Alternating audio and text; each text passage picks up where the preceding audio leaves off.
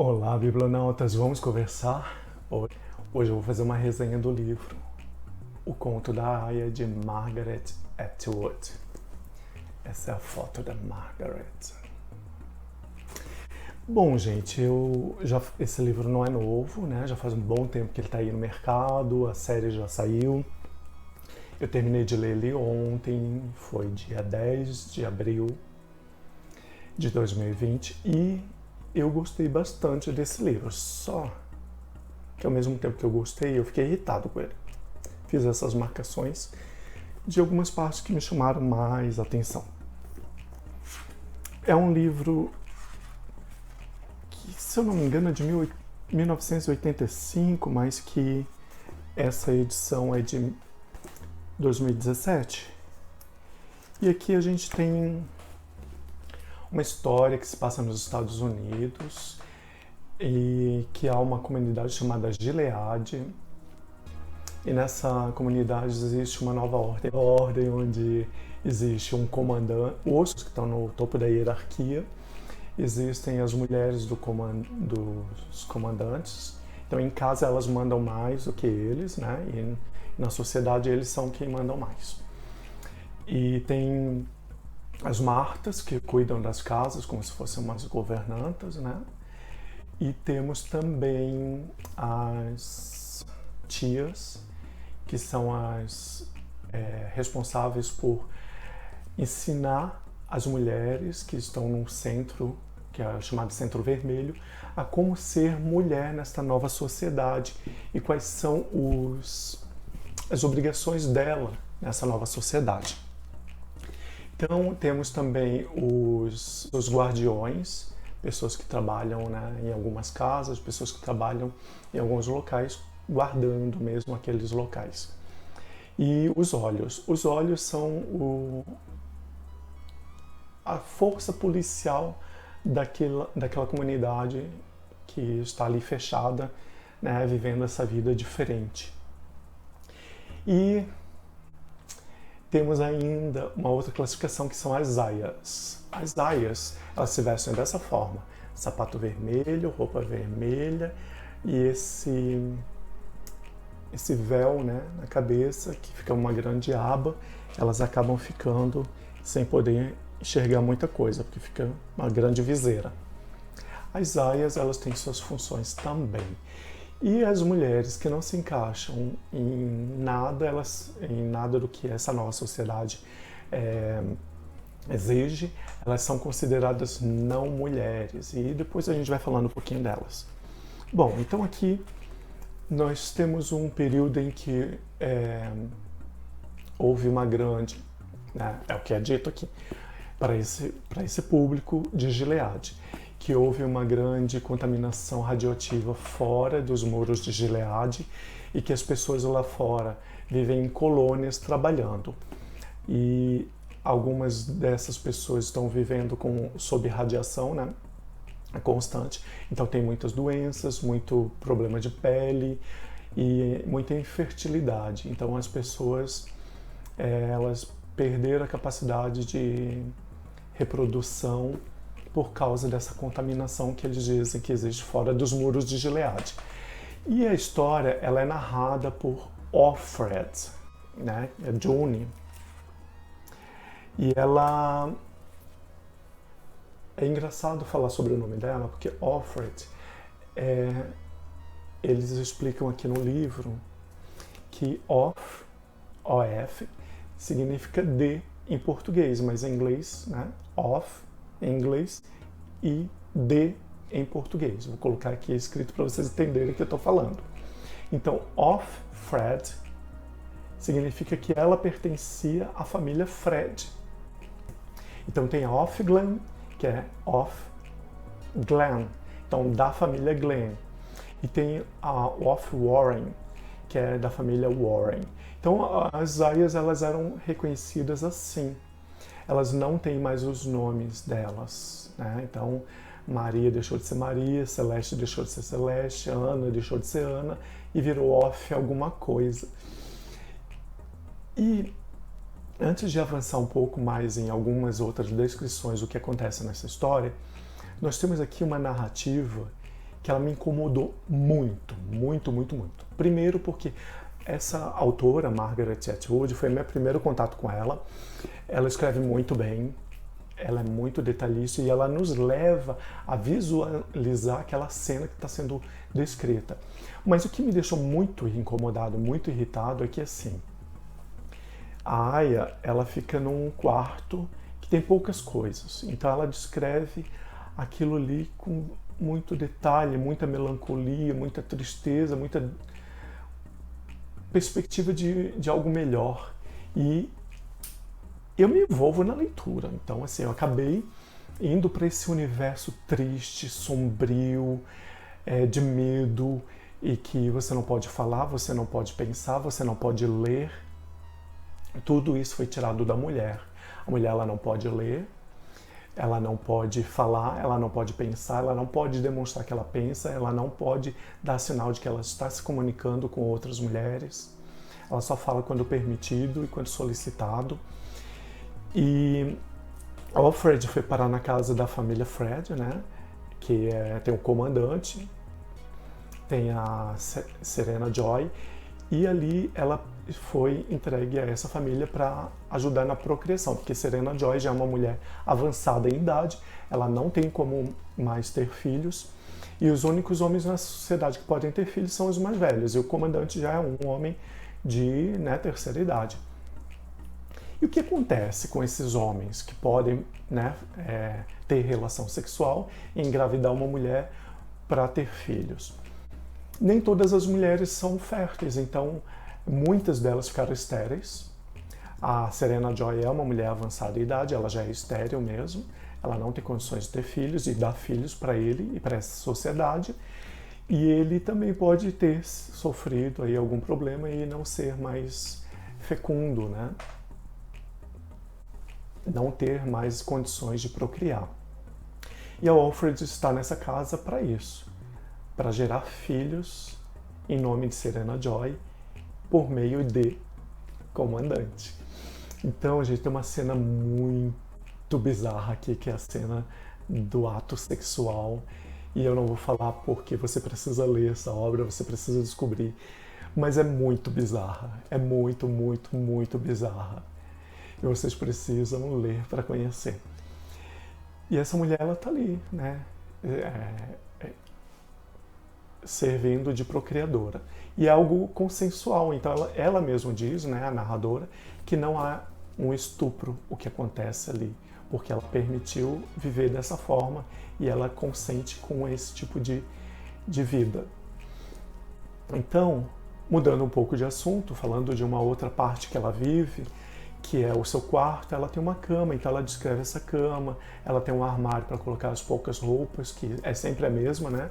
Essa vestimenta, e ela percebe um escrito nesse armário e ela fica com aquela palavra na mente. Depois ela descobre que não deixe com que eles te esmaguem, que está escrito em latim. Então ela vai descobrir junto com o comandante, que depois ele vai dar umas liberdades aí para ela. E Alfred, ela acaba narrando também que ela tem uma cortina e uma janela com vidro inquebrável, e que ela não abre totalmente, porque você não pode fugir, você não pode quebrar para tentar se matar. Ela não tinha luminária, porque ela podia tentar se enforcar. E então ela não tinha nada desses objetos que pudessem provocar sua morte. Era tudo muito bem cuidado. Quando ela era responsável pelas compras da casa. Quando ela precisava fazer compras, ela tinha que ir até uma esquina, encontrar uma outra aia e fazer uma fala e a outra responde, e ali ela precisaria acompanhar essa outra aia andando no mesmo ritmo, compassado, né? E não podiam conversar. E a frase é assim: bendito seja o fruto. A resposta tem que ser: que possa o Senhor abrir. Então elas tinham sempre uma forma de se comunicar e tinha que ser aquele padrão, porque elas iriam ao mercado fazer compras em dupla, porque uma era vigia da outra. Se uma saísse da sua rotina e fizesse algo errado ou fugisse, a outra seria punida. Então uma cuidaria da outra para que isso não ocorresse. E elas não podem fugir de nenhuma norma por isso. E como elas não podem ler, elas vão nas lojas fazer compras, nos mercados fazer compras. E uma coisa que eu achei muito interessante foi que eles usaram muito da semiótica. Então a palavra ela foi abolida, o escrito foi abolido. Como é que eles sabem que ali é uma loja disso ou uma loja daquilo? Por símbolo. Então onde tinha os ovos e o leite desenhado era para comprar ovos e leite. Onde tem peixe e carne desenhada é para comprar peixe e carne. E assim elas iam de loja em loja para fazer a compra do que elas precisavam. Então aqui a gente tem toda uma estrutura feita para que essas mulheres não pudessem se comunicar e não pudessem ler. Ler era algo altamente errado e passível de punição. Então eu vou ler um trechinho aqui para vocês que me chamou muita atenção. Então a Offred já está junto de Offglen indo para o mercado comprar o que precisava. Agora andamos pela mesma rua, aos pares de vermelho. Homem nenhum grita obscenidades para nós, fala conosco, toca em nós, ninguém assobia. Hoje o parágrafo diz assim: liberdade para a faculdade de fazer ou não fazer qualquer coisa, e liberdade de, que significa estar livre de alguma coisa.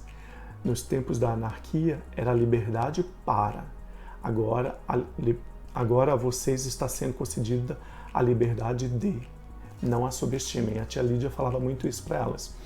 Então aqui a Offred fica lembrando do tempo, ela faz muita reflexão da época antes de viver em Gileade, né? Antes de ser capturada para viver como aia.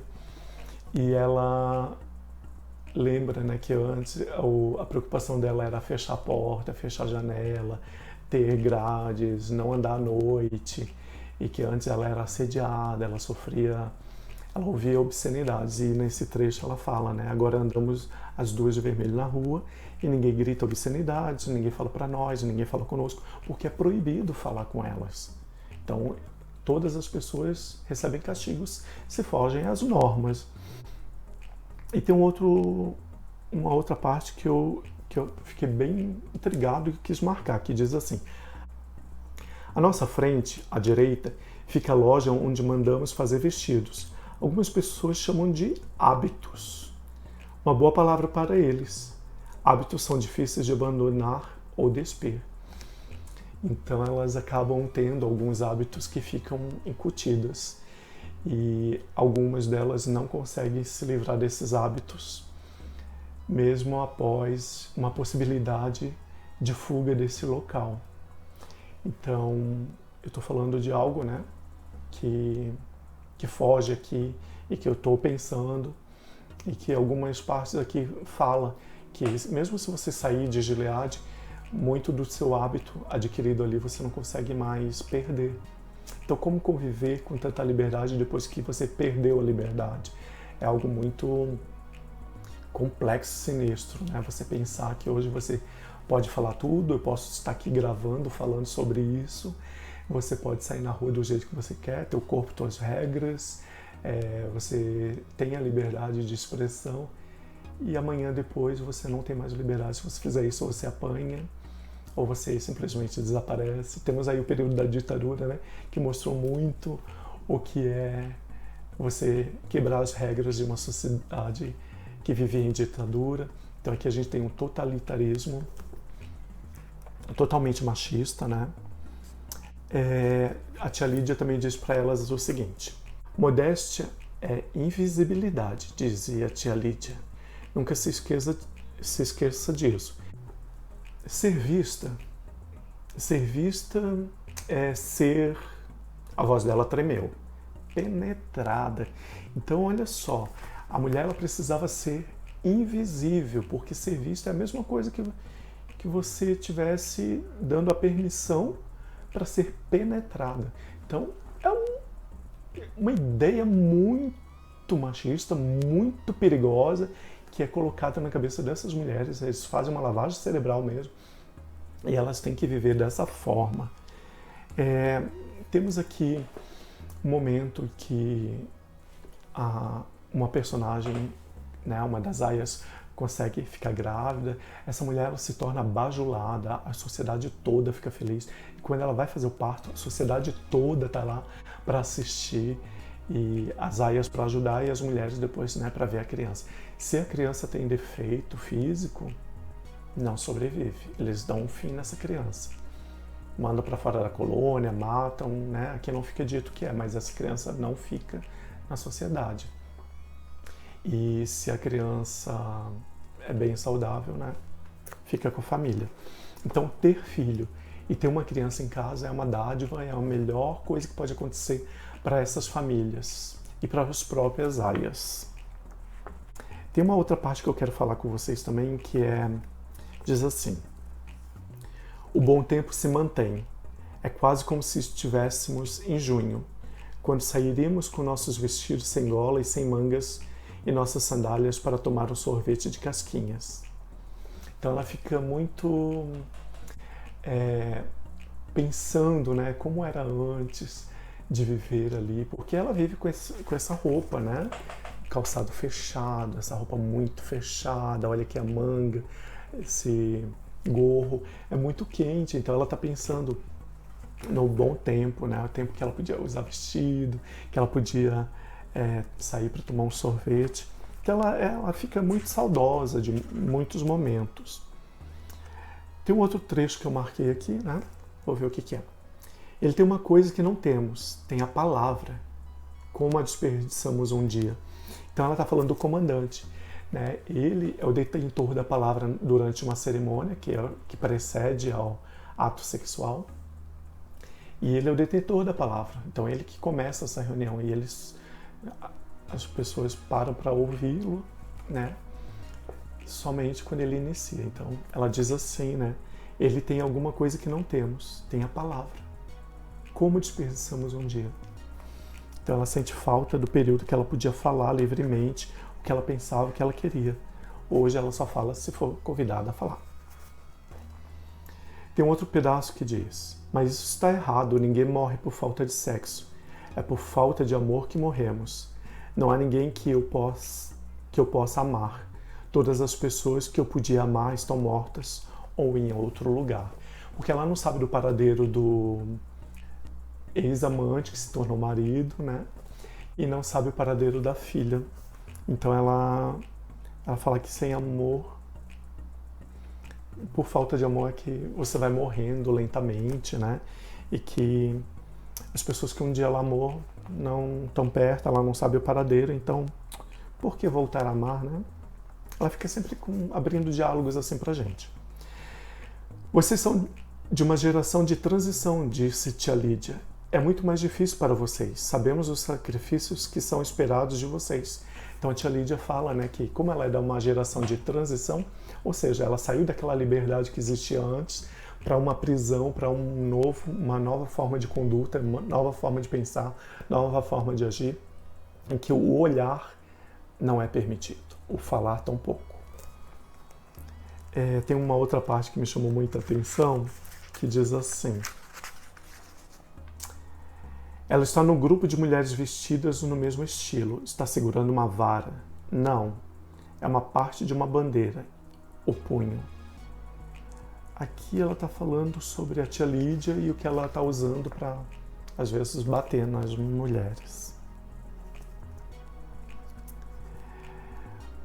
Mas tenho mais de $2.000 no banco, eu disse, como minha própria conta fosse a única que importasse. Que é quando ela se dá conta de que ela não tem mais dinheiro, não tem permissão para usar dinheiro e ela não tem mais condições de ter liberdade para fazer o que ela queria. Mas foram menores do que eu teria. Houve passeatas, é claro, muitas mulheres e alguns homens, mas foram menores do que se teria imaginado. Creio que as pessoas estavam com medo. Que ela fala de uma passeata que ia acontecer em prol da liberdade da mulher, passeata feminista, e as pessoas começaram a ficar com medo da nova ordem mundial, da nova ordem daquela sociedade, e não foram à passeata com medo de retaliações ou de prisões ou de morte.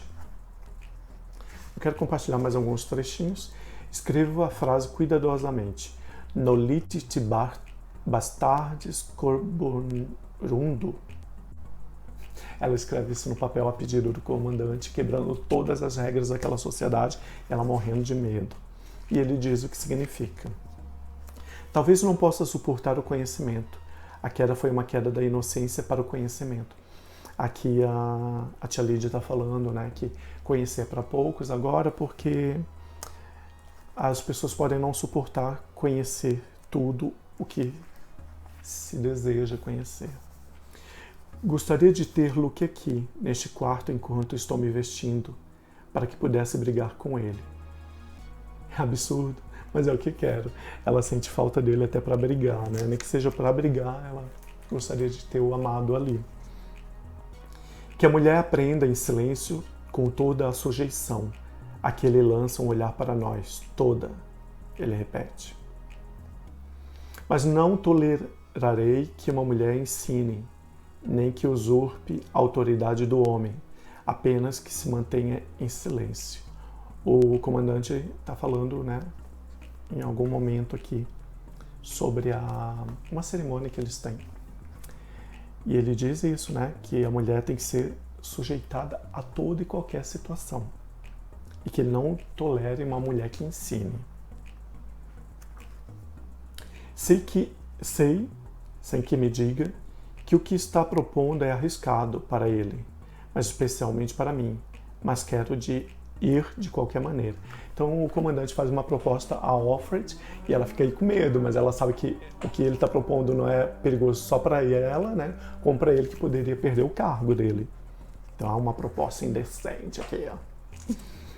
Talvez tenha alcançado aquele estado de embriaguez que dizem que o poder inspira o estado em que você acredita que é indispensável e que, portanto, pode fazer qualquer coisa, absolutamente qualquer coisa que tiver vontade, realmente qualquer coisa. Nesta parte, o comandante ele está fazendo algo errado e ela também. E ela começa a subir um pouquinho o poder, mas opa, não, vamos cuidar porque não posso abusar. Ela tem consciência de que ela não pode abusar. E para finalizar, tem mais duas partezinhas aqui, uma só. Na nota histórica, em que diz assim, ele era uma linha dura. E Lipke lhe dá o crédito pelo comentário. Nosso grande erro foi ensiná-los a ler. Não faremos isso de novo. Então, gente, esse livro ele é cheio de questionamentos sobre como seria, né, vivermos aí um grande golpe na sociedade, em que todo o nosso poder fosse destituído, toda a nossa liberdade fosse destituída, se nós formos conduzidos a uma nova ordem mundial em que você não pode ler, você não pode escrever, você não pode olhar um para o outro, se comunicar de forma alguma, e você tem que viver debaixo de algumas regras com uma nova religião vigente, e que tudo é pecado, e se você não vive daquela forma, ou você morre, você é enforcado, você ainda fica com o teu corpo exposto para que todos vejam e ali fique como uma forma de dizer, olha, se você fizer algo errado é isso que acontece com vocês são enforcados e são colocados em muro para servir de exemplo. Tem uma parte que eu não vou contar o que é, fiquem tranquilos, não é spoiler, que as aias elas têm condições sim de se vingar, e essa parte é muito interessante. Gente, eu li esta obra, né, pela Rocco, eu li toda a história e quando eu cheguei no final eu fiquei com um sentimento de opa, tem continuação aí. E tem, né? Temos os testamentos, vai ser minha próxima leitura, para ver se algumas respostas sejam respondidas, porque eu confesso que não, assim, não foi um livro, meu Deus, eu tenho que pegar para ler, eu quero descobrir o que eu vi. Não, foi um livro meio arrastado, porque a vida dela é arrastada, a vida dela é triste, a vida dela é cansativa, a vida dela é chata. Então ela mostra tudo isso pra gente de uma maneira bem descritiva, bem interessante. É um livro bom, tá? Mas quando eu li notas históricas, aí o livro teve toda a sua riqueza revelada, mas eu só sugiro ler depois, tá? E a vontade de ler os testamentos, porque assim, não, esse livro termina dessa forma, não quero ler os testamentos, mas eu sugiro, né, a leitura deste livro e que você leia as notas históricas somente depois de ler toda a obra e na sequência pegue aí os testamentos, que eu acho que você vai se divertir. Se é que você pode se divertir com mulheres sendo oprimidas e sendo castigadas, né, o tempo todo. Mas gostei. Fica a dica. Se você gostou, dá o seu curtir. Inscreva-se no canal. Compartilhe. Até a próxima. Tchau, tchau.